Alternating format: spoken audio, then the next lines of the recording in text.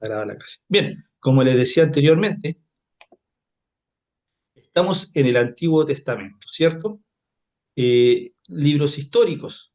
Estamos viendo Josué. Entonces, les voy a... A ver, ¿alguien se desconectó? Bien, vamos a poner la Josué. Acá estamos con Josué.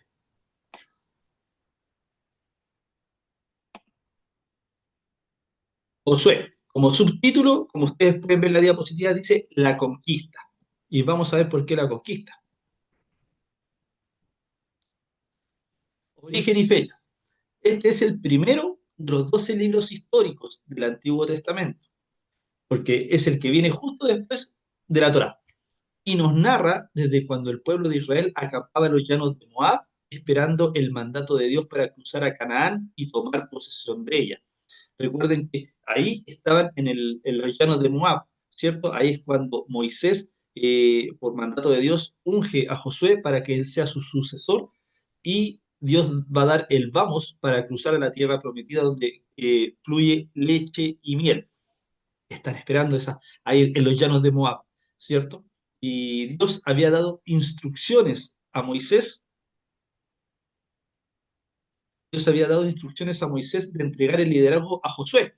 Eso lo pueden ver en uno de los otros libros de la Torá, en Deuteronomio 3:28.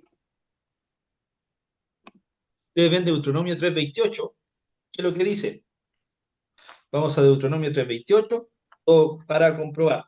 Dice, y manda a Josué y anímalo y fortalécelo porque él ha de pasar delante de este pueblo y él les hará heredar la tierra que verás. Porque recuerden que Moisés no, Dios no lo dejó pasar, ¿cierto? Lo dejó mirando desde ese llano, desde un monte. ¿Cómo se llama el monte del cual estaba ahí Moisés mirando, observando? ¿Quién me lo puede decir? El Nebo, ¿o no? El Nebo, Ya, muy bien, muy bien. Ahora, eh, ya Dios tenía todo predestinado, ¿cierto? Tenía todo predestinado y decía, Dios había dado instrucciones, ¿cierto? A Moisés, ¿cierto? De entregar el liderazgo a Josué, ¿cierto? Pero no fue al azar el liderazgo de Josué, lo vamos a ver más adelante. Las fechas que se escribió este libro, más o menos son en el 1405 a 1385 a.C. Recordemos que las fechas siempre son estimativas. Lugar, Canaán. Destinatarios, ¿a quién iba este libro? A Israel y a su descendencia.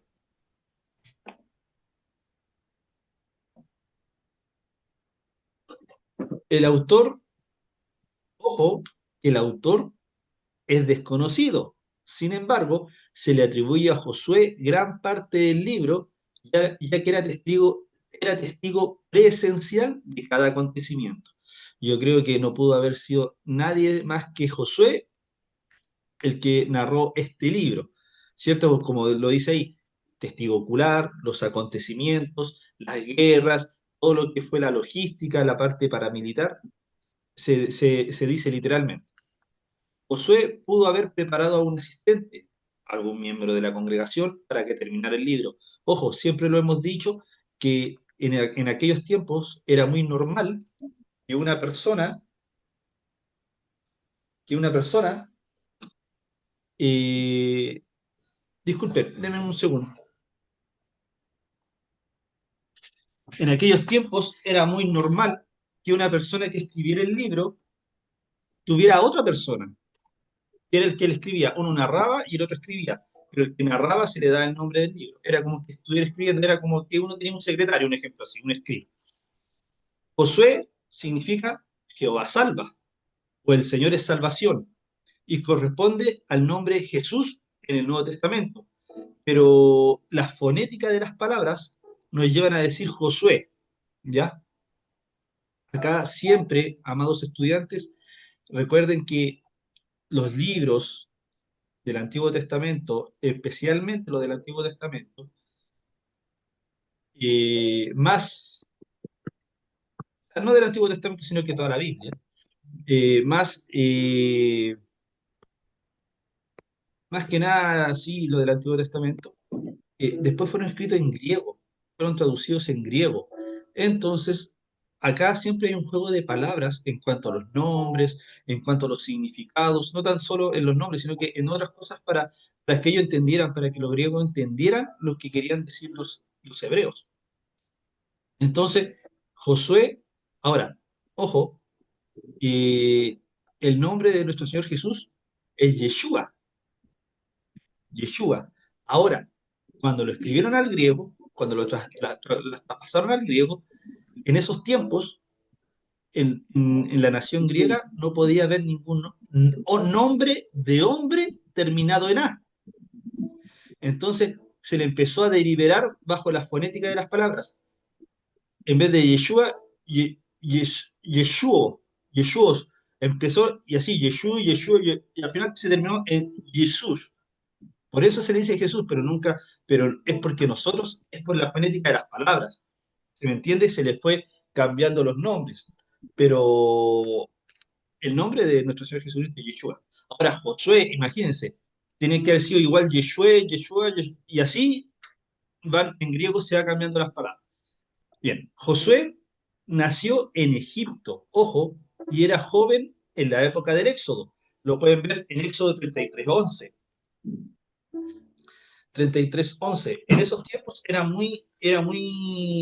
para los griegos, era muy común esa fonética de las palabras, el traslado de las palabras, porque obviamente lo hacían a su modo y a su cultura, ¿cierto?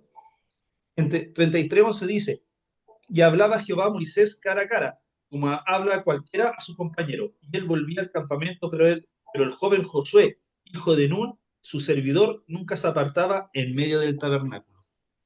Josué tenía una gran característica. Recordemos que anteriormente yo le había dicho que Josué era su sucesor, pero no porque a Moisés le caía bien, no porque, no sé, no No. porque a lo mejor era parte de la familia, para nada, sino porque, bueno, obviamente él poseía características que eran totalmente loables, elogiables. Por ejemplo, acá dice, Josué nació en Egipto, o sea, nació esclavo. Era joven en la época del Éxodo, o sea, cuando él, toda su formación, todo su crecimiento, lo vivió en Egipto, como esclavo, pero también sabía la palabra, porque cuando llegó Moisés, de inmediato, él fue el más fiel de todos. Fue un soldado, fue un guerrero, fue el más fiel de todos. Incluso cuando Moisés subió al monte Sinaí, los 40 días y 40 noches, Josué se quedó en la falda del monte, ¿cierto? Esperando a Moisés que bajara. Y él veía cómo hacían el becerro de oro y la gente se corrompía. Josué nunca, nunca se doblegó de la idolatría, ante el que dirán. No, siempre fue recto y siempre fue de una sola línea. Entonces poseía características muy buenas, ¿cierto? Y es lo que busca el Señor en estos días y siempre lo ha buscado, que nuestro sí sea un sí y nuestro no sea un no. Es por eso que muchas veces nosotros somos súper, como decirlo, como súper infieles, por decirlo así. Tenemos que ser leales así como Josué. Y es por eso que Josué también lo mandaron como espía, también es por eso que Josué pudo, ¿cierto?, comandar, ¿cierto?, la nación, el pueblo hebreo, después de Moisés. Entonces, era una persona confiable, era un guerrero, era un soldado, era obediente, amaba a Dios, le hacía caso a Dios, era una persona cercana a Dios porque escuchaba también la voz de Dios. Entonces, tenía características súper elogiables, súper buenas.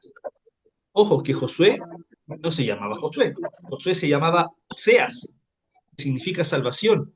Y eso lo podemos corroborar en Números 13:8. Números 13:8 nos dice, de la tribu de Efraín, Oseas, hijo de Nun. Y Josué era hijo de Nun.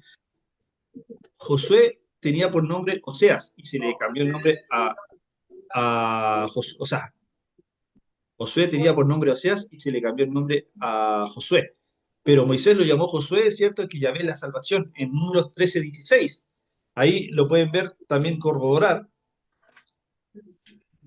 Primero, en el 13:8 vimos que Josué era hijo de Nun, era un Oseas, hijo de Nun. Pero después en el 13 dice, en el 16 dice, estos son los nombres de los varones que Moisés envió a reconocer la tierra. Y a Oseas, hijo de Nun, le puso Moisés el nombre de Josué. Entonces ahí vemos, ahí, ojo, pregunta de prueba, ahí ya vamos viendo que a Josué se le cambió el nombre. Antes era Oseas, así como antes era Saulo, después era de Pablo, él era Oseas, ahora es Josué. Ojo, en la forma griega, Yesous, que significa Jesús, la fonética de las palabras y la cultura griega, como lo dije anteriormente, había un juego. Entonces, imagínense que también el nombre de Josué, a lo mejor también se llamaba Jesús, Yeshua, eh, un, un juego de palabras. Josué era un siervo que había experimentado la liberación de Egipto, el otorgamiento de la ley y los terribles sufrimientos del desierto. Imagínense, también él caminaba en el desierto, estuvo en esos 40 años, ¿cierto?, de peregrinación, pero aún así no se quejó nunca. Él estaba siempre con Moisés, él estaba al lado de Moisés. Él era una persona muy fiel. Jehová nombra como sucesor a Moisés, o sea, de Moisés a Josué, en la toma del liderazgo sobre el pueblo de Israel. Este nombramiento no es otorgado por casualidad, como lo dije anteriormente, sino por una cantidad de características que distinguían a Josué. ¿Qué característica tenía? El servicio. Por ejemplo, lo podemos ver en Éxodo 17:20. Vamos a ver hartos pasajes bíblicos. Éxodo 17:20 dice,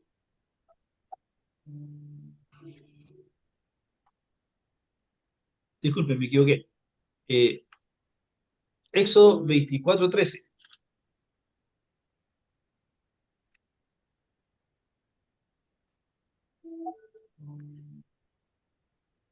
Dice, y se levantó Moisés con Josué, su servidor, y Moisés subió al monte de Dios, su servidor. O sea, él estaba al lado. Lo que decía Moisés, Josué, lleva esto, Josué, a esto otro. Y ahí estaba Josué. También el servicio como soldado. En Éxodo 13:3, lo podemos ver un poquito más atrás. Y Moisés dijo al pueblo, tened memoria de este día en el cual habéis salido de Egipto, de la casa de servidumbre, pues Jehová os ha sacado de aquí con mano fuerte, por tanto no comeréis leudado. Pero ahí Moisés le dijo al pueblo, pero también era servicio como soldado de, de Josué. Pero ojo, si lo vemos en el capítulo 3 también nos puede dar el servicio como soldado. En el 17 anteriormente me equivoqué yo, disculpen, 17, el 9 al 13, ¿no? No 13:3, no, era 17 del 9 al 13. Dice, y dijo Moisés a Josué, escógenos varones y sal a pelear contra Amalek.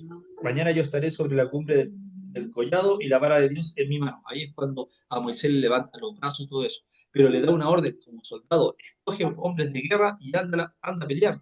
Y ahí estaba Josué, Josué peleando y Moisés también batallando espiritualmente, ¿cierto? En el collado. Súplica por parte de Moisés, eh, eh, lo vemos en los libros de números, la soberanía de Dios. Si vemos en números 27:18, el número. números 27:18, cierren los micrófonos, por favor.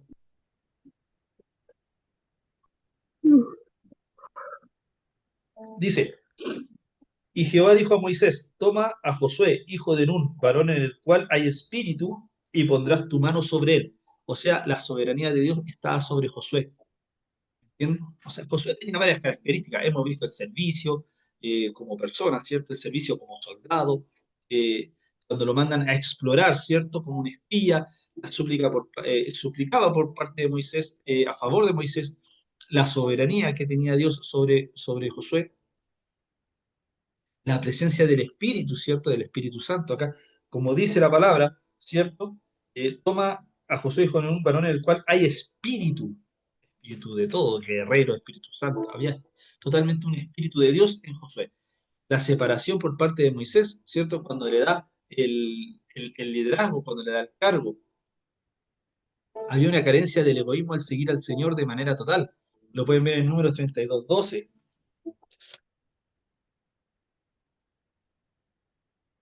Dice,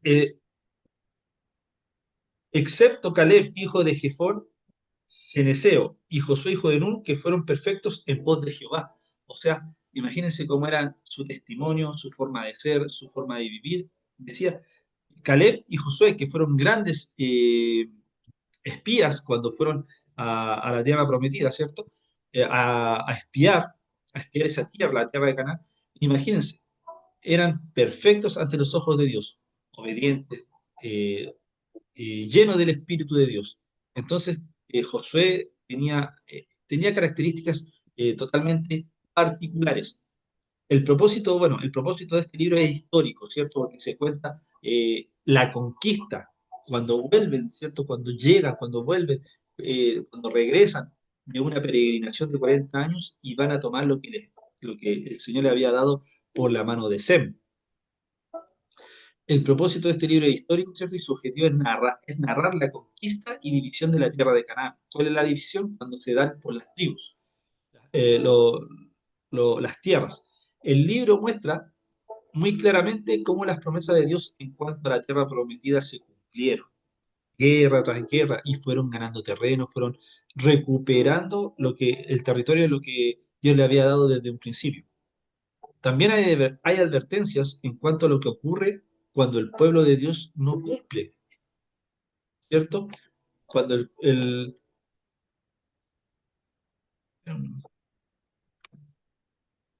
también hay advertencias, ¿cierto? Cuando el pueblo de Dios no cumple su parte del pacto. Cuando el Señor te hace una promesa y quiere fidelidad. ¿Qué pasó en el capítulo 7 con el pecado de Acán? Acán no era el pecado de Acán, ¿cierto? El capítulo 7, ¿qué pasa en ese pecado? Hubo una desobediencia, ¿cierto? Hubo desobediencia, pero ¿qué pasó?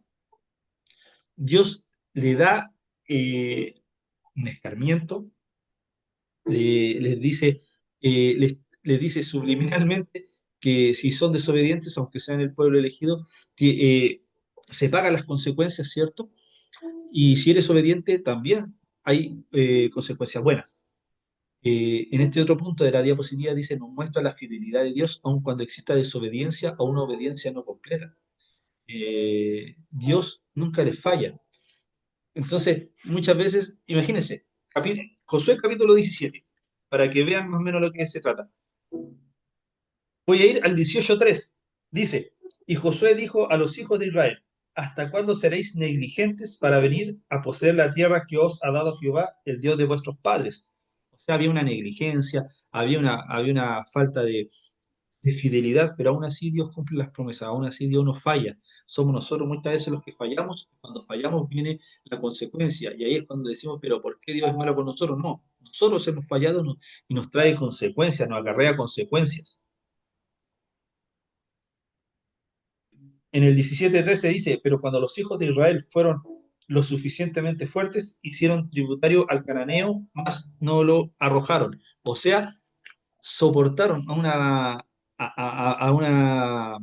un pueblo idólatra y no lo tributaron. O sea, no lo escarmentaron, no hicieron lo que Dios dijo. Entonces, el pueblo de Dios es desobediente. La persona es desobediente e infiel, pero aún así Dios no falla. Solamente Dios te hace ver tus errores a través de las consecuencias. Dios muestra a su pueblo los peligros de mezclarse con los cananeos y el simbolismo y la edificación del reino de Cristo. Entonces, ahí el Señor ¿por qué decía que tenían que reconquistar sus tierras? Primero, porque no fue dada a los cananeos, sino que fueron, cierto, a la descendencia de Sem, no a la descendencia de Canaán, ni mucho menos de su padre Cam. Entonces, sabía Dios que esa parte, ¿cierto?, de ese pueblo de Canaán venía con mucha contaminación, venía con mucha idolatría, no eran espirituales en cuanto a la obediencia a Dios, sino que también iban en pos de dioses ajenos, inmoralidad sexual, todo lo malo tenían el pueblo de Canaán y sus alrededores, y sabía que no podían mezclarse. ¿Por qué? Porque se podía contaminar el pueblo. Es por eso que hacía una diferencia, que los hebreos no se podían contaminar, o sea, no se podían juntar ni mezclar con ninguno de otro pueblo, solamente eran ellos. Pero no era porque fueran, tuvieran problemas de raza ni nada de eso, sino que era una orden. ¿Pero por qué? Porque había un propósito, el no contaminarse, el no mezclarse, porque sabía que si se mezclaban, se contaminaban. Es por eso que hoy en día nosotros, el Señor nos dice que tenemos que ser puros, santos, y santos es apartado, apartado del pecado, apartado del pecado. Por eso Dios se enojó tanto, lo vamos a ver más adelante, cuando Dios le dijo a Saúl, mata a todo ese pueblo, a mujeres, a hombres, a niños, hasta los bebés, hasta sus animales, mátalos a todos. ¿Y qué es lo que hizo Saúl? Dejó lo mejorcito de cada porción. Y ahí Dios le dijo, por ser desobediente, te quito el reinado y va a venir otro. ¿Pero por qué? Porque es lo mismo. Si ustedes, amados hermanos, están cocinando y tienen todo fresquito, todo bueno, y dejan algo que está putrefacto, les va a echar y lo mezclan con lo bueno, todas las personas se van a enfermar del estómago cuando coman. No puede haber nada impuro, no puede haber nada putrefacto, no puede haber nada contaminado en tu vida cristiana, porque si no te vas a contaminar. Y es por eso que muchas veces los pastores o los hermanos, los líderes, cuando dan un consejo así, son malentendidos. Inclusive cuando los mismos cristianos que muchas veces por internet se hacen algunas prédicas, qué sé yo, o por las redes sociales, y no se da mucho a entender esto, era porque había un trasfondo atrás. ¿Qué quiere decir el trasfondo? Si tú te mezclas, te vas a contaminar. Eso no quiere decir que no vas a saludar a alguien que no va a la iglesia, no, para nada. Pero se me entiende lo que se quiere decir. La mezcla, el que tú te dejes contaminar. Nosotros tenemos que ir en pos del necesitado, de ir en pos del que no conoce a Dios. Pero como Daniel y así como José, los dos estuvieron en naciones totalmente paganas, pero ellos no se convirtieron al pueblo pagano, el pueblo pagano se convirtió a ellos. ¿Se me entiende? Ellos cambiaron al pueblo por el poder y el Espíritu de Dios, obviamente, pero ellos nunca se dejaron vencer por la contaminación. Entonces así tenemos que ser nosotros, pero hoy en día Dios te dice, cuidado, porque sabe que muchas veces nosotros somos débiles y al final caímos igual en la contaminación y nos terminamos contaminando. ¿Por qué? Porque muchas veces tenemos que ser firmes, así como Josué. A Josué le dijo esto, otro, y Josué hacía todo al pie de la letra, por eso tenía características que no la tenía ninguno. La conquista de Canaán, en la tierra prometida, bajo el liderazgo de Josué, nos relata cuatro puntos esenciales de este libro. El primero, guía a la tierra prometida. El segundo, la guerra contra los cananeos, que era la contaminación, pero puntual que tenían. Número tres, Josué distribuye la tierra prometida, ¿cierto? En las tribus. Y cuarto, palabras finales de Josué. En la guía de la tierra prometida, por ejemplo, en el capítulo del 1 al 5, en esos cinco primeros capítulos, Josué es nombrado líder de Israel y llama a obedecer la Torá, además de realizar la preparación para cruzar la tierra prometida. Entonces, hizo un plan logístico para cruzar la tierra prometida, pero tampoco descuidó la palabra de Dios. O sea, todos tenían que obedecer la Torá, todos tenían que caminar bajo la ley de Dios. O si no, ¿qué es lo que decía Josué? No sirven. O si no, estamos mal, si no estamos caminando chueco. O sea, o si no, volvemos al principio. En el capítulo 2, versículo del 1 al 24, Josué envía espías a Jericó. Y ojo, cuando envía los espías a Jericó, me gusta mucho, porque sale un nombre que es bien importante. Raab. Raab, como dice la palabra, era de oficio ramera, ¿cierto? Prostituta. Entonces, pero, imagínense, ella cuidó, escondió, ¿cierto? Hasta mintió por los espías de Dios, en lo cual también escaparon de su casa y ella los ayudó, y así a los espías no le pudieron hacer daño. Pero hoy en día, ¿qué hubieran dicho? No, a esa persona. Imagínense la enseñanza que nos deja desde aquellos años. ¿Qué hubiéramos dicho hoy en día? No, cómo Dios la va a usar, si miren el oficio, miren cómo era, Rahab, acá. Y empezamos a ver las características, ¿cierto? pero ella solamente dijo, por favor, si yo los ayudo, usted ayúdenme a mí y a mi familia. Y uno de los espías dijo, no te preocupes, te vamos a ayudar. Entonces se le ayudó y Raab dice que fue salva ella y toda su familia. Yo creo que después de eso Raab se convirtió porque hubo un temor de Dios en cuanto a su vida. En Éxodo también ustedes ven las parteras, ¿cierto? Las parteras, lo hablamos cuando hablamos de la Torá, ¿cierto? Las parteras que el faraón le había dicho, no, apenas nazcan los niños israelitas, los hebreos, mátenlos. Homicidio, ¿cierto? Aborto y todas esas cosas. Pero ellas tuvieron temor del Dios de Israel, del Dios de los hebreos, y mintieron al faraón. Y por ellas conservar la vida, de los hijos de los hebreos, el Señor las bendijo, a ella y a sus familias. Entonces, el temor a Dios te prospera y te da vida.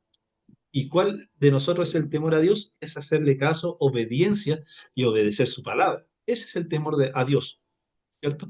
En los capítulos 3 y 4 ya caminan hacia la tierra prometida. Y en el capítulo 5, ojo, la circuncisión del Gilgal.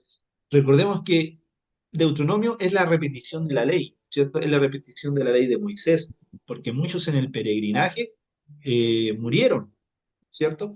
Porque los hijos de Israel tuvieron 40 años, fueron consumidos por desobediencia, y el maná cesó el día siguiente de que comenzaron a comer el fruto de la tierra.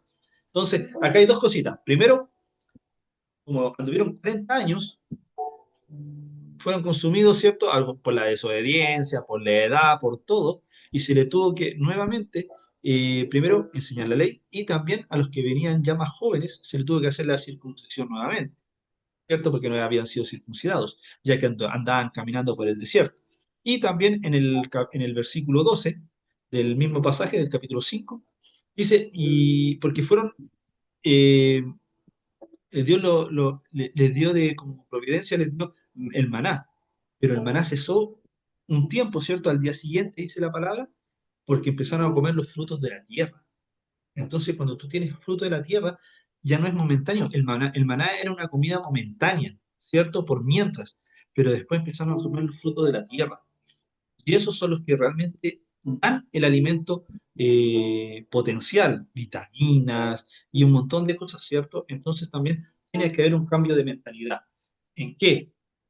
En primeramente, saber el carácter de Dios a través de su palabra. Y segundo, empezar a comer los frutos de la tierra. Y los frutos de la tierra es cuando uno ya está abarcando un proceso, ¿cierto? ¿Por qué? Porque lo dice en el libro de Timoteo. El labrador, para participar de los frutos, tiene que trabajar primero. Entonces tú tienes que pasar por ese proceso y ese proceso te da madurez. Y eso te viene un cambio de mentalidad. Y hubo un cambio de mentalidad en el pueblo hebreo para ir a la conquista. Ya no tenían mente de esclavos, ¿cierto? Y ahora tenían mente de soldados, de guerreros. Entonces, en la parte 2 por decirlo así, tuvieron la batalla con los cananeos. El capítulo 6 la toma de Jericó. Ahí cuando se derriban los muros. Entonces ahí se ven las cosas sobrenaturales, cuando le dicen dan unas vueltitas, ¿cierto? Tantas vueltas. Y a la séptima vuelta, que suenan las trompetas y, ¡pum! Y se caen los muros, ¿cierto? Entonces, es totalmente, es como increíble, ¿cierto? Pero es un mandato de Dios. Cuando Dios manda, se hace. Capítulo 7 hay una enseñanza muy buena, enseñanza y fidelidad de Dios con respecto a Jai. Jai por decirlo, como decir, un pueblo, era una región, una ciudad pequeña, pero resulta que primero por la desobediencia de Acán, fracasaron en la conquista de Jai, fracasaron, fracasó Israel, y eso que Jai era más pequeño, y los israelitas salieron huyendo, pero Dios nuevamente les dice, ahora fueron, pero fueron desobedientes, ahora van a ir por obediencia mía, y van a ir y tomen Jai, ¿cierto? ¿Por qué? Porque hubo un arrepentimiento del pueblo, y ahí hubo victoria.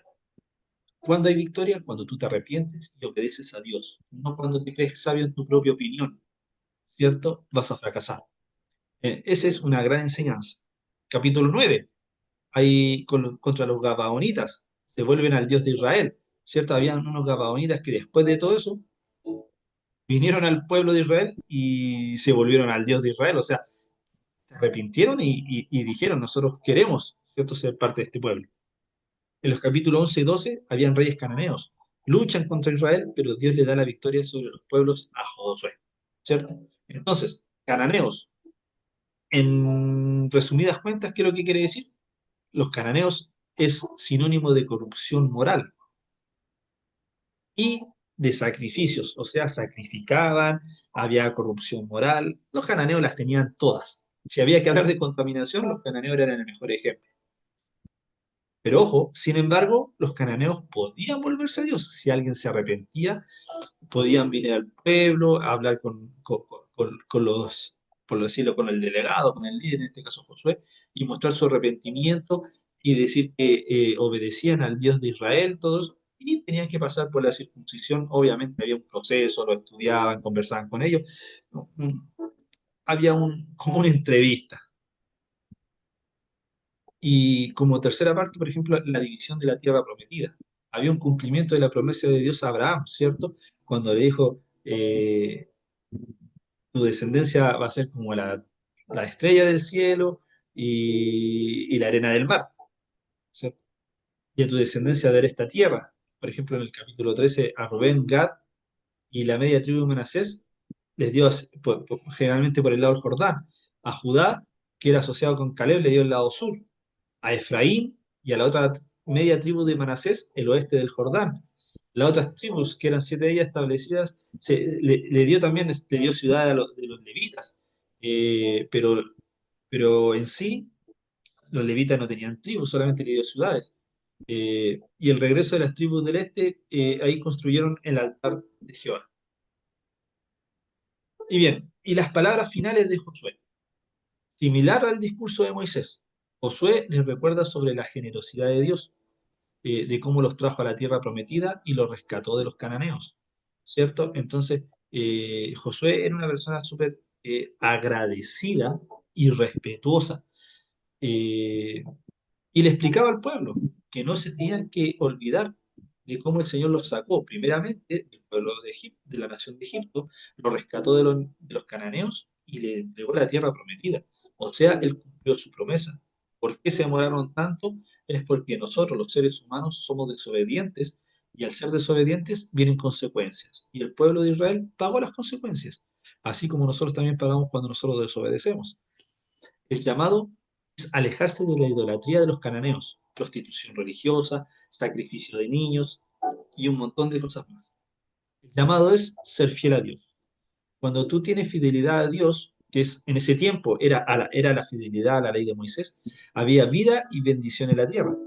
Pero la infidelidad a Dios, ¿qué es lo que venía? La justicia, que era cierto, las consecuencias de y el exilio. Pero ojo, que esto me gusta. En el capítulo 24, versículo 15, este pasaje bíblico es una toma de decisión, no solo de forma personal, sino que lo hace a nivel general. Josué lo hace a nivel general y podemos decir hasta congregacional. ¿Por qué? Primero, lo voy a decir, está en claro, capítulo 24, versículo 15, y dice, ojo, está ahí en el cuadrito amarillo, dice, y si mal os parece servir a Jehová, escogeos hoy a quién sirváis, si a los dioses a quienes sirvieron vuestros padres cuando estuvieron al otro lado del río, o a los dioses de los amorreos en cuya tierra habitáis. Pero yo y mi casa serviremos a Jehová. Primero, aquí habían cuatro cositas. La primera, una nación en desobediencia. Todavía, aparte que habían estado en guerra, conquistaban tierras, todo en el nombre de Dios, aún así había gente, la nación era desobediente. Porque, y lo dice, Dios parece servir a Jehová. O sea, bueno, si te parece, o sea, todavía no estás claro, todavía no escoges, todavía en realidad todavía no hay una decisión de parte tuya, ¿cierto? Y si mal os parece servir a Jehová, o sea, a alguno le parecía mal, otro no le parecía, otros iban en pos de idolatría, entonces todavía había desobediencia en el pueblo, imagínense. Después, número dos, la nación o el pueblo o las personas tenían que escoger. Existía ya el libre albedrío desde el principio de los tiempos. Porque dice, escogeos hoy a quién sirváis. Si a los dioses que sirvieron tus padres, a los dioses de los amorreos, ¿cierto? Donde tú habitas. Entonces le dice, escoge. O sea, aparte de ser desobediente, no escogían. Titubeaban, incertidumbre, estaban donde les convenía, ¿cierto? Iban por pan y los peces. No muy diferente al tiempo de hoy. Tercero, había idolatría, porque les dijo, a los dioses del otro lado o de los amorreos. O sea, el pueblo, la nación no era completamente convertida a Dios, era un corazón dividido. Y yo lo digo, era por conveniencia muchas veces, otras veces por miedo, y había muchos que eran decididos. Y la cuarta, lo más bonito, la decisión que dice, la toma de decisión que dice Josué. Pero yo y mi casa serviremos a Jehová. O sea, si te parece o no te parece, si lo escoges o no lo escoges, si sigues a los otros dioses, me importa un bledo. Pero yo y mi casa serviremos a Jehová. Eso fue lo más precioso que dijo Josué. Ver la fidelidad es totalmente particular a otras personas o a otros personajes. Él era súper fiel, era un guerrero, era fuerte, le creía a Dios a pesar de todas las guerras que había estado, a pesar de la peregrinación, nunca reclamó, nunca fue en contra de Moisés, eh, y hacía caso en todo. Era un guerrero, era un soldado, y en realidad le creía a Dios. Y a pesar de todo, él decía, yo y mi casa serviremos a Jehová. Y con eso se termina el libro de Josué. Muy bonito, precioso el libro de Josué. No sé si alguien tiene alguna pregunta, alguna duda con este primer libro.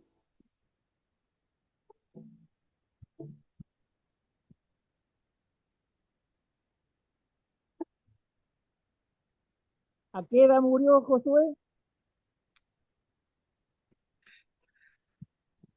Disculpe, ¿A qué edad murió Josué?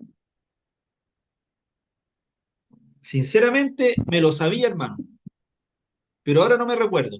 Se lo prometo que se lo busco y se lo, y se lo, y se lo digo a través del WhatsApp,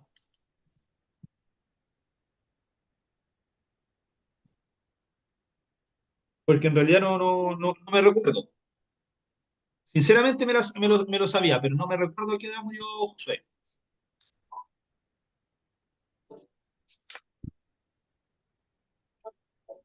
¿Alguna otra duda? ¿Alguna otra consulta? Ah, Josué tenía 110 años. Capítulo 24, versículo 29. Josué tenía 110 años.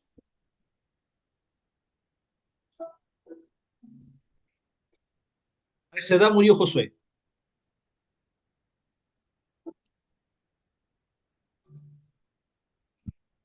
¿Alguna duda, alguna otra consulta para pasar al otro libro? Ninguna. Vamos a pasar al libro de jueces. Vamos a pasar al libro de jueces.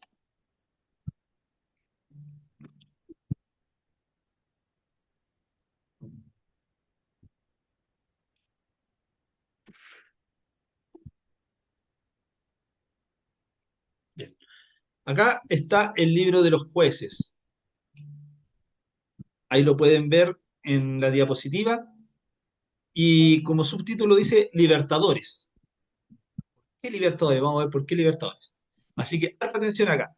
Por ejemplo, este es un libro histórico y lleva el nombre de jueces, porque se refiere a los libertadores o líderes que Dios le dio al pueblo de Israel para la preservación en contra de sus enemigos. Pregunta de prueba.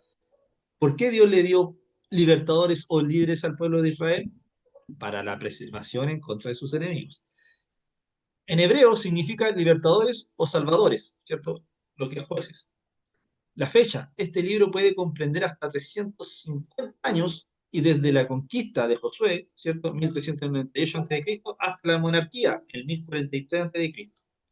Los destinatarios, los mismos artistas de siempre, Israel y su descendencia o posteridad. ¿Qué es un juez? La pregunta, ¿qué es lo que es un juez? Este término puede traer un poquito de confusión porque no se ajusta al concepto moderno que nosotros tenemos de un juez, ¿cierto? Nosotros cuando nos nombran un juez, nos imaginamos que presidían en la corte y recibían denuncias, ¿cierto? Y aplicaban sentencias, pero en esos tiempos no era así. Los jueces en esos tiempos eran líderes o libertadores erigidos por Jehová. sobre quién venía su espíritu y le daba poder para hacer frente a una determinada situación. El juez era hombre o mujer. Había una mujer que era jueza, Débora, escogidos por Dios para expulsar al opresor y dar reposo a la tierra. No era rey y no fundaba ni dinastía ni familia real. O sea, era alguien momentáneo que daba el Señor para la liberación, ¿cierto? Para hacer frente a una situación determinada sobre los enemigos. El autor, nadie sabe con certeza quién escribió el libro de los jueces. Sin embargo, el Talmud judío indica a Samuel. Samuel fue un profeta y vivió durante el tiempo que se llevaban a cabo estos acontecimientos. Entonces, de hecho, por ser alguien, un testigo ocular, se le da a Samuel que él haya escrito este libro. Cabe señalar que el escritor se enfoca en una época en la cual todavía no había rey en Israel, porque recuerden que fue hasta antes del 1043 a.C. y Saúl fue el primer rey de Israel en el año 1043 a.C. Ojo, en el capítulo 17, versículo 6 del libro de Jueces, hay una palabra que se repite, que dice, en aquellos días no había rey en Israel, cada uno hacía lo que bien le parecía. O sea, cuando leemos ese pasaje bíblico, nos damos cuenta que toda persona tiene que tener un líder. Vemos que toda nación tiene que tener un líder, toda casa tiene que tener un líder, todo lugar tiene que tener un líder, porque si no, todas hacen lo que quieren.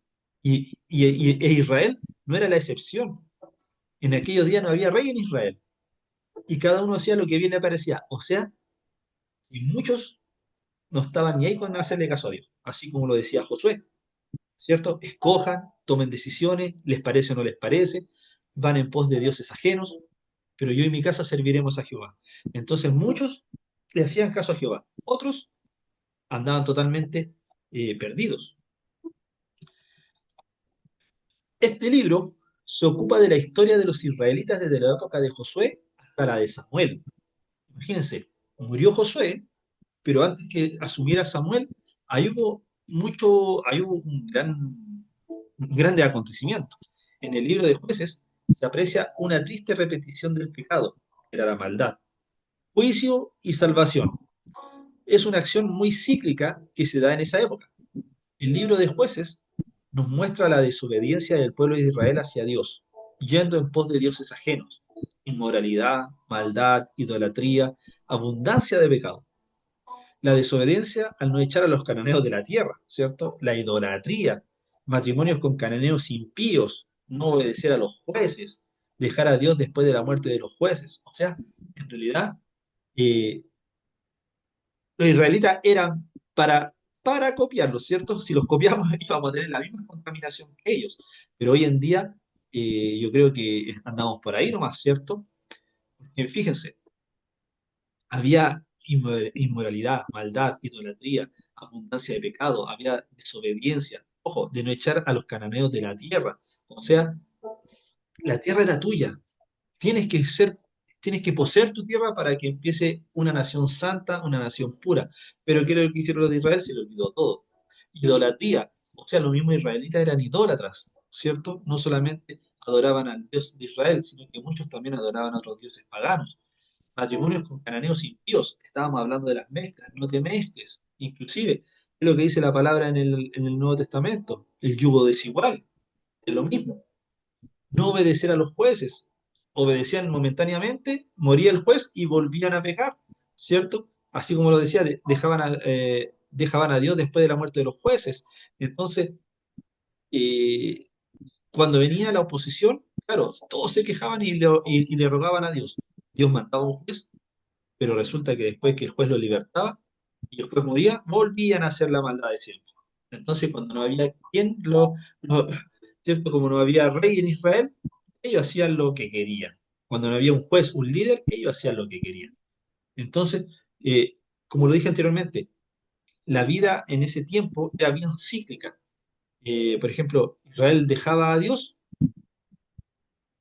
y Dios permite que Israel sea subyugado y derrotado por otros pueblos. Ahí Ahí viene el ruego de la nación de Israel por su liberación y Dios levanta jueces. Y así era algo cíclico, cíclico, cíclico. En el libro de Jueces, capítulo 2 versículo de 1 al 5 dice, no los echaré de delante de vosotros, sino que serán azotes para vuestros costados y sus dioses os serán tropezadero.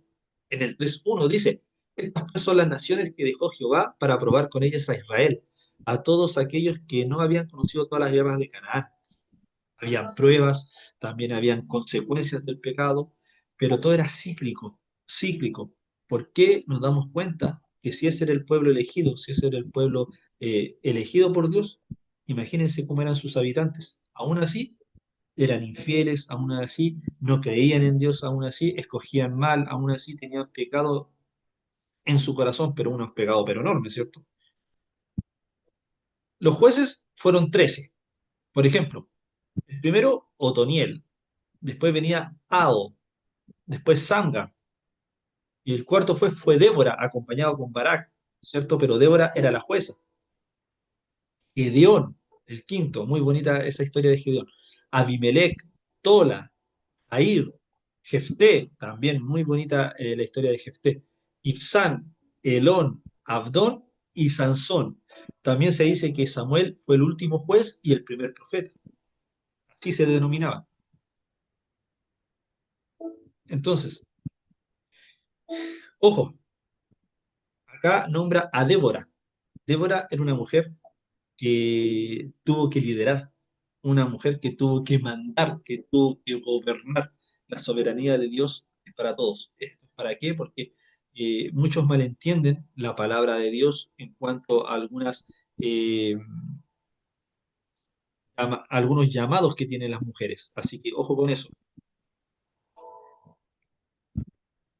Fíjense, en el capítulo 19 del libro de Jueces dice, habla de una historia del levita y su concubina.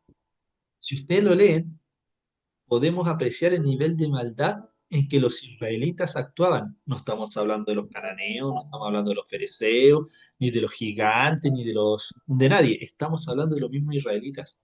El nivel de maldad con el que actuaban cuando se alejaban de Dios para ir en pos de dioses falsos.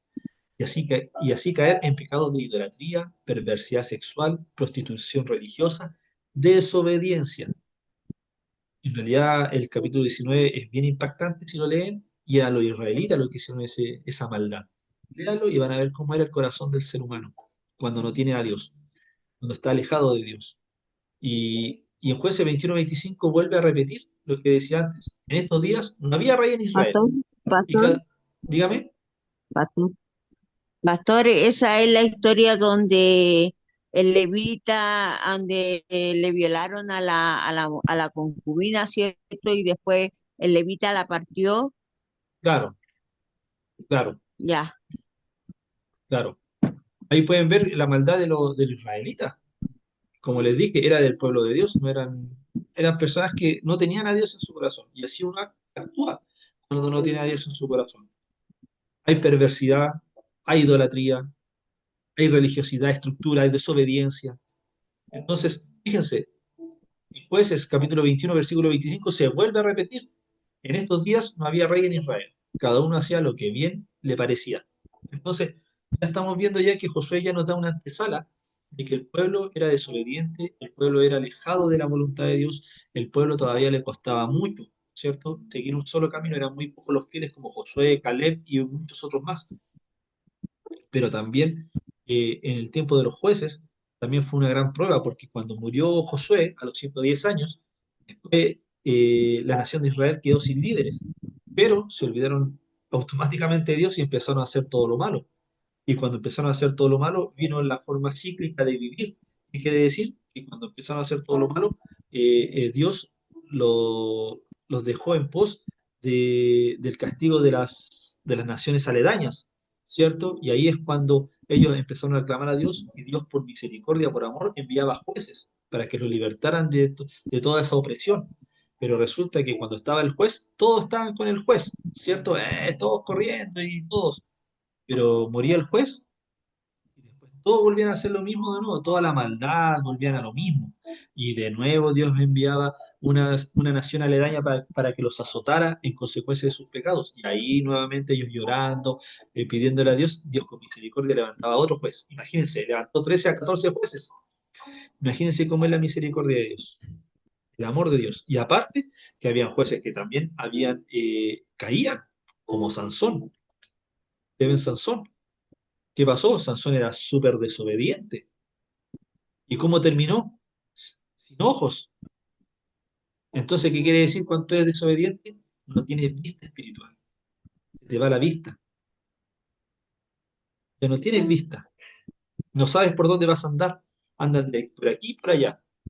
Entonces, hay que tener cuidado con eso. Se le fueron las fuerzas a Sansón.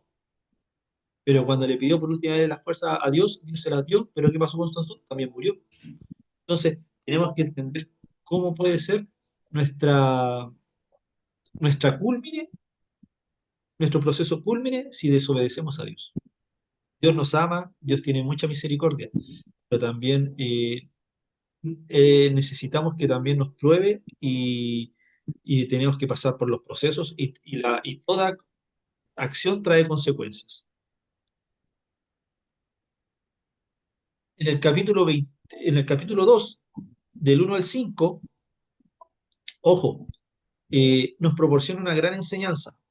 Con esto finalizo el libro de jueces. Hasta podemos decir una gran respuesta para aquellos tiempos, que era del Antiguo Testamento, y también la actualidad, ahora, hoy en día, para nosotros. Yo puse acá leer y reflexionar, porque fíjense, pongan atención, en el capítulo 2 voy a leer del versículo del 1 al 5.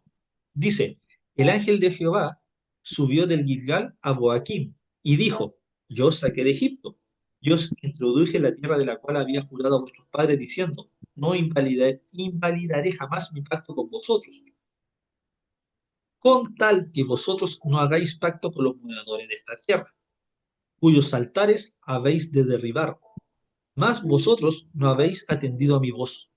¿Por qué habéis hecho esto? Por tanto, yo también digo, no los echaré de delante de vosotros, sino que serán azotes para vuestros costados, y sus dioses os serán de tropezadero.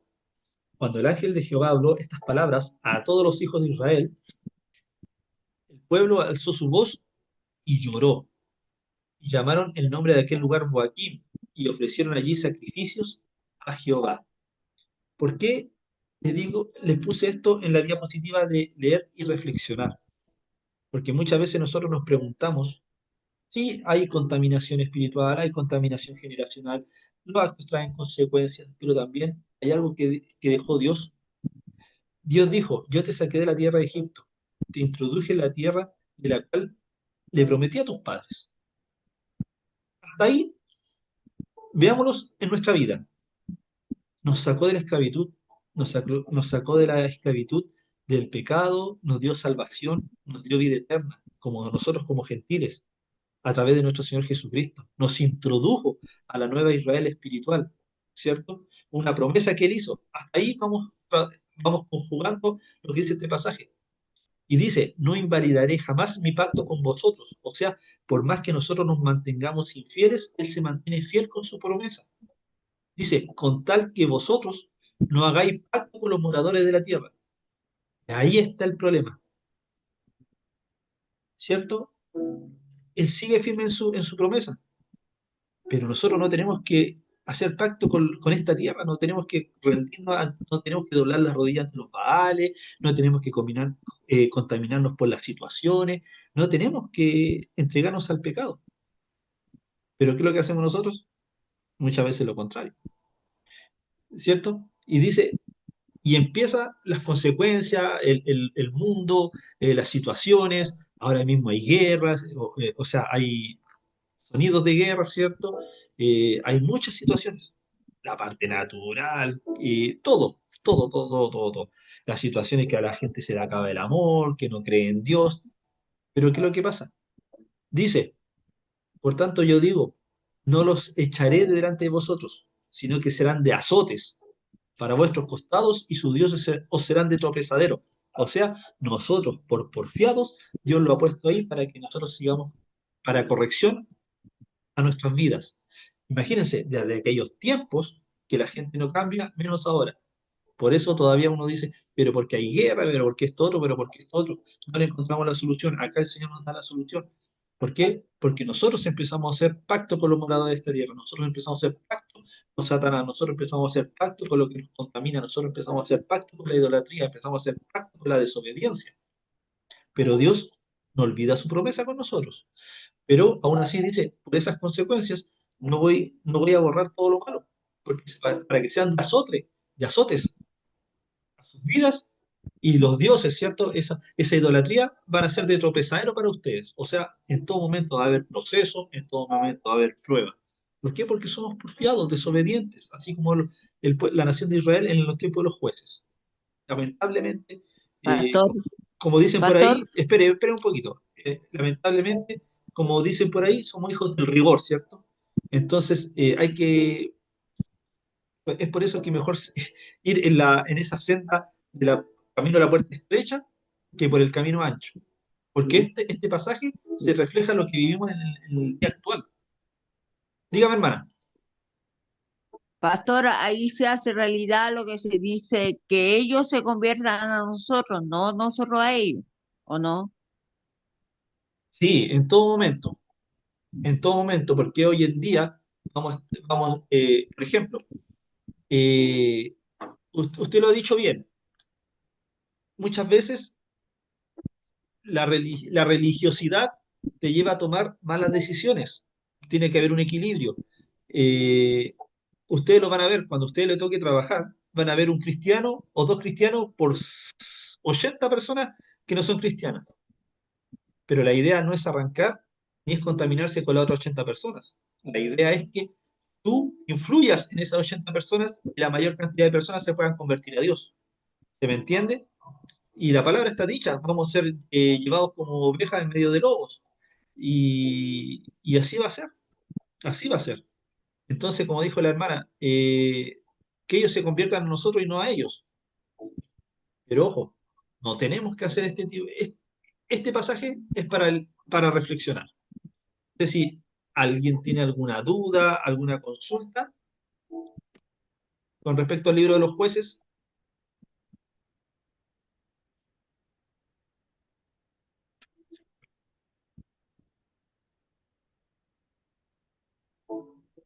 ¿Ninguna? Bien. Ahora vamos a ir al tercer libro y final de esta clase de Ruth.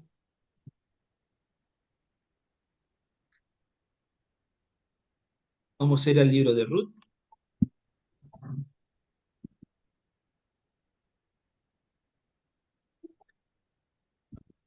Libro de Ruth, que en un subtítulo dice amistad.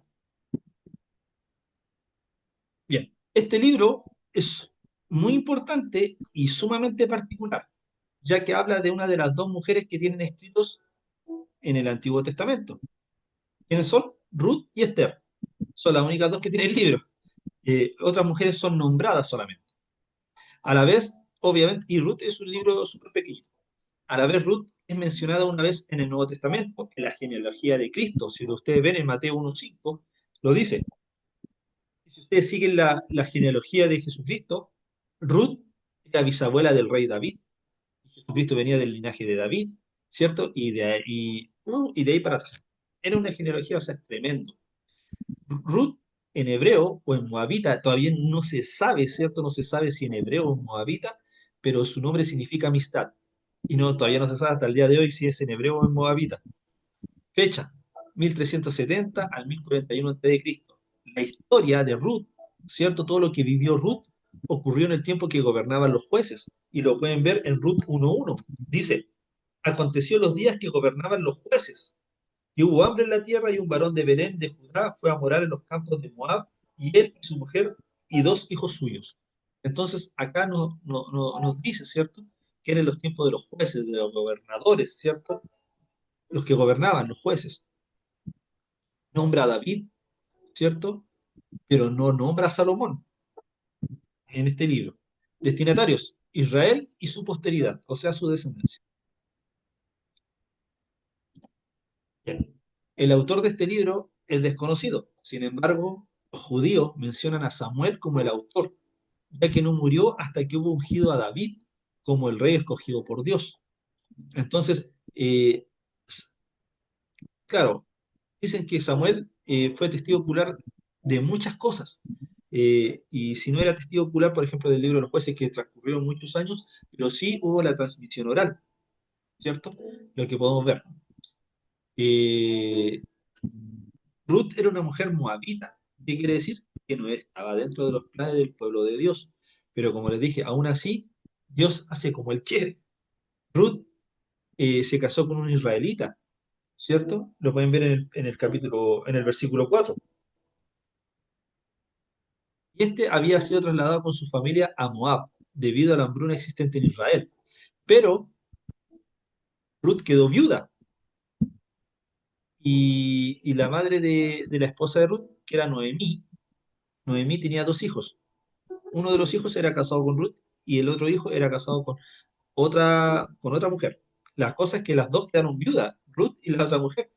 Pero la otra mujer volvió a su tierra porque Noemí le dijo, ve, ándate a tu tierra y sigue tu vida. Pero y le dijo lo mismo a Ruth, pero Ruth decidió, por amor a ella, a Noemí, que le iba a cuidar y iba a quedarse con ella, porque hasta ella había quedado viuda. Elimelech, su esposo, también había fallecido. Entonces Ruth se quedó con su suegra. Como dijimos anteriormente, Ruth fue bisabuela del rey David y antepasada de Jesús, obviamente. Lo podemos ver como lo dije en Mateo 1:5. El libro del Antiguo Testamento que relata la historia de Noemí y Elimelech era el esposo de Noemí, que tuvieron que dejar su ciudad, era Belén, debido a la hambruna, asentándose en Moab. Elimelech y sus hijos murieron, y Noemí se quedó con sus dos nueras.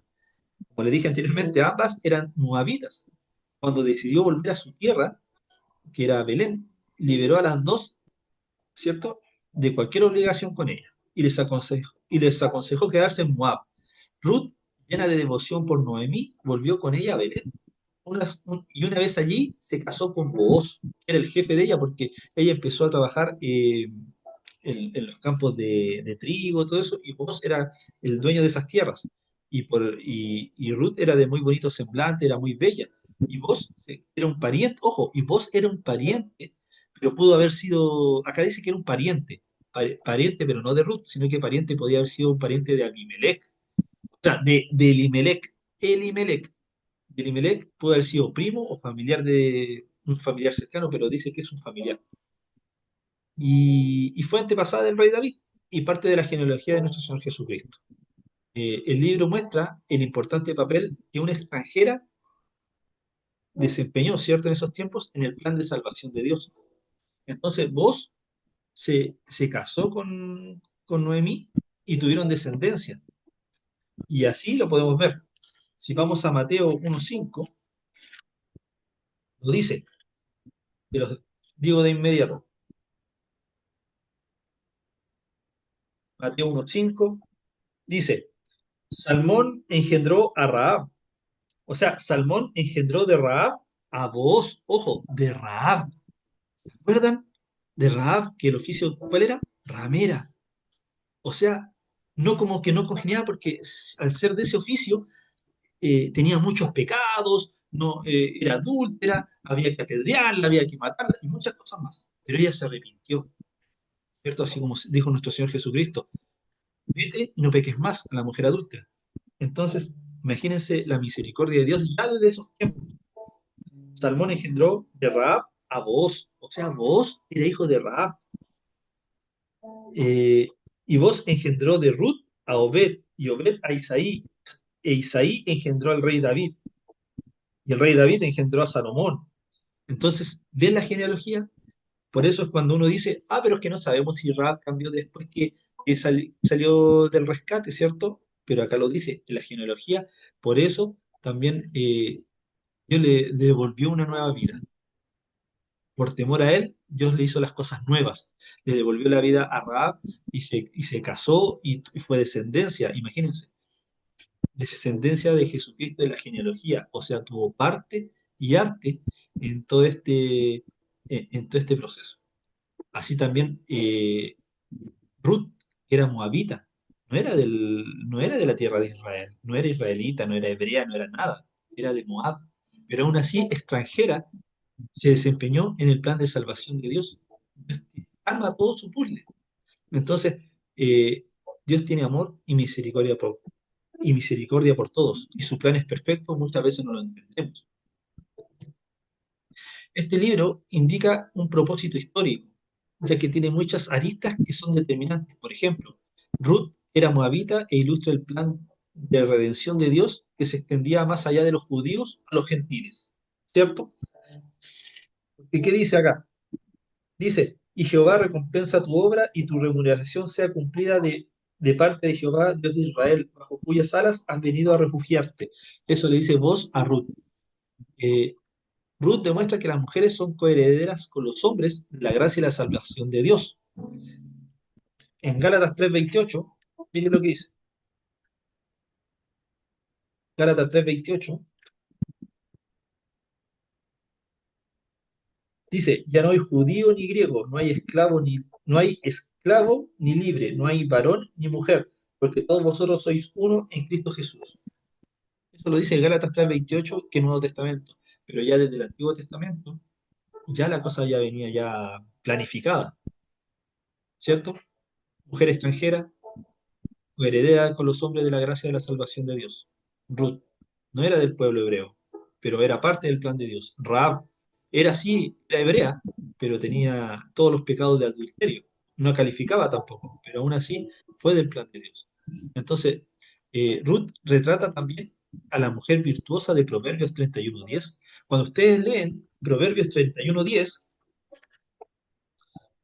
cuando leemos Proverbios 31:10, ojo, escrito por Salomón, y lo que dice, mujer virtuosa, ¿quién la hallará?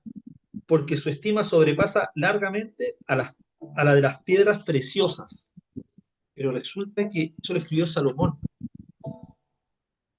No sé cómo se dice, porque Salomón era el hijo de David y Ruth era la bisabuela de David. No sé cómo se dice ya un poquito más allá la cosa. Pero ojo, y vemos el capítulo del libro de Ruth, capítulo 3 versículo 11, que es lo que dice. Ahora pues, no temas, hija mía, yo haré contigo lo que tú digas, pues toda la gente de mi pueblo sabes que eres mujer virtuosa. Ruth daba testimonio de ser una mujer virtuosa, trabajadora, llena de amor, cuidaba a su suegra, a pesar de ser viuda, a pesar de poder haberse ido, pero tuvo amor y misericordia de ella. Es por ello que Ruth se fijó en ella, aparte de ser bonita de semblante, bella de adentro, llena del Espíritu de Dios, y aparte daba testimonio de ser hija de Dios, daba testimonio de ser como una hija de Dios, ¿cierto? Sin ser del pueblo de Dios. Pero también Salomón se enfoca en Ruth al hablar de la mujer virtuosa. Todo se conecta. También Ruth describe la soberanía de Dios. Lo podemos ver en el 1:6, cuando dice, entonces se levantó con sus nueras y regresó de los campos de Moab, porque oyó en el campo de Moab que Jehová había visitado a su pueblo para darle pan. Oyó de Jehová, ¿cierto? Y en el 4:13 es lo que dice, ¿no, papá? Dice, vos pues tomó a Ruth y ella fue su mujer y se llegó a ella y Jehová le dio que concibiese y diese a luz un hijo. Había, había una soberanía, había un amor y misericordia de Dios también, como lo dije, una mujer moabita, extranjera, no era del pueblo de Dios, pero sus características lo reunían, porque ya era parte del Nuevo Testamento cuando en Gálatas 3:28 dice, ya no hay judío ni griego, ni gentile, ni nada, todos somos uno. El cuidado provincial, ¿cierto? De personas al parecer no importantes, momentos que se ven insignificantes y resultan cruciales para cumplir la voluntad de Dios.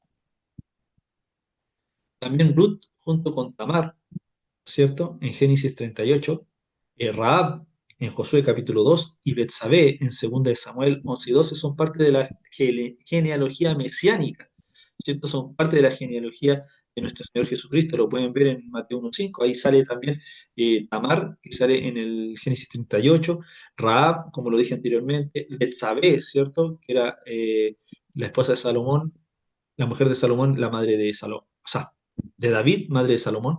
Entonces, vemos que muchas mujeres son parte de la genealogía de nuestro Señor Jesucristo. Vos, ojo, vos como un tipo de Cristo, lo dan a entender como un tipo de un Jesucristo, de un Mesías.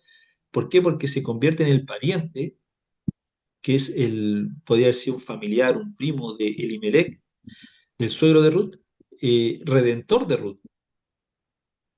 Y también el derecho de David, ¿cierto? El derecho de David al trono de Israel es rastreado de regreso hasta Judá. Entonces, vemos muchas cosas que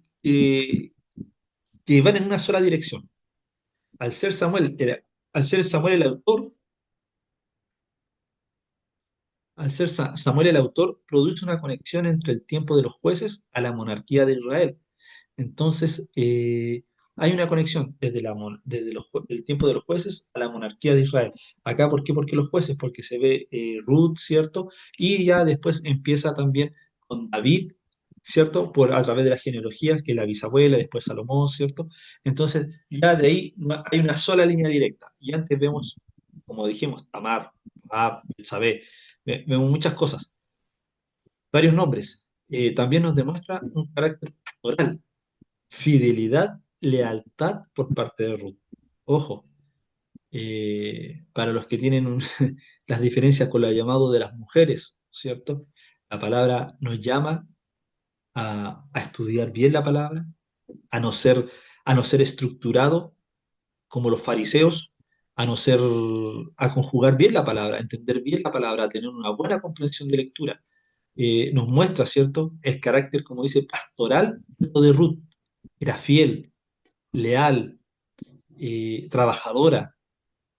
Entonces, era mujer virtuosa. Entonces, tenía características así como bien habían tenido los otros nombres que hemos visto. Eso es el libro de Ruth. No sé si alguien tiene alguna duda, alguna pregunta con respecto a eso.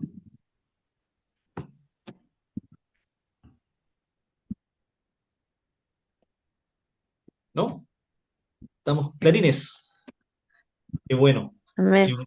Amén. Qué bueno, amados hermanos, amados estudiantes. Tres libros sumamente lindos, tres libros sumamente bonitos, significativos, con mucha historia. Los jueces, cada juez empieza con una historia, ¿cierto?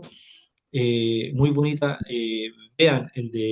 Lean los jueces, cada uno deja una enseñanza. Josué, su fidelidad, su lealtad, así como con Ruth. Ruth, a pesar de ser un libro pequeño, deja mucha enseñanza, es muy hermoso. Así que, amados estudiantes, vamos a orar para terminar la clase porque ya nos alargamos un poquito. Y lean, porque la próxima semana vamos a ver los libros de Samuel, de Reyes y Crónicas. ¿Ya? Vamos a orar. Amado Padre Celestial, gracias te doy, Señor, por cada uno de los alumnos, Señor, que han asistido el día de hoy. Bendiga también a los que no pudieron asistir, Padre amado de la gloria, Señor. Bendígalo de grandes maneras, Señor, Padre amado de la gloria. Cuídelos, protéjalos, Señor, en la salud, en lo material, en lo personal, en lo espiritual, todo, Padre amado de la gloria. Doy gracias por cada uno de ellos, Señor. Bendígalos enormemente, Señor, y que tengan esta noche de descanso para recuperar energías, para recuperar fuerzas, Señor. Que el Espíritu Santo siga fluyendo en cada uno de ellos, Señor, en el nombre de Jesucristo. Amén. Amén, amados hermanos. Estén muy bien, que el Señor los bendiga a cada uno. Bendiciones, nos vemos el próximo martes. Bendiciones, amén, pastor. Bendiciones, pastor.